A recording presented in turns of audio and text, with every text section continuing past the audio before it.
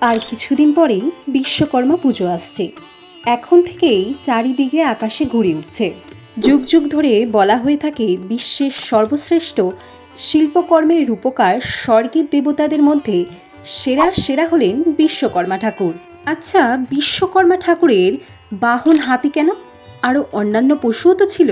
দেবশিল্পী বিশ্বকর্মা বৈদিক শিল্পী হিসেবে বিবেচিত হয়ে আসছেন সেই পৌরাণিক কাল থেকে। পুরাণে কথিত আছে দেবগুরু বৃহস্পতির একমাত্র বোন যোগসিদ্ধার পুত্র বিশ্বকর্মা এবং তার বাবা অষ্টম বসুর শ্রেষ্ঠ বসু প্রভাস। আবার ব্রহ্ম বৈবর্ত পুরাণে বলা আছে প্রজাপতি ব্রহ্মার নাভিকোষ থেকে বিশ্বকর্মার উৎপত্তি। আর এক মতে বিশ্বকর্মা ও তার স্ত্রী ঘিতাচি দুজনেই সাপভ্রষ্ট হয়ে পৃথিবীতে জন্ম নেন। বিশ্বকর্মা বাস্তুশিল্পীর রূপ পান। বিশ্বকর্মা ঠাকুর চতুর্ভুজ, তার বাহন হাতি। পুরাণ মতে বিশ্বকর্মা মহাবীর এবং বিশাল ক্ষমতাশীল ও শক্তিশালী। সেই কারণে তার বাহনকেও অর্থাৎ বিশ্বকর্মাকে যে বহন করবে তাকেও তেমনই বিরাট শক্তিশালী ও ক্ষমতাশীল হওয়া আবশ্যক।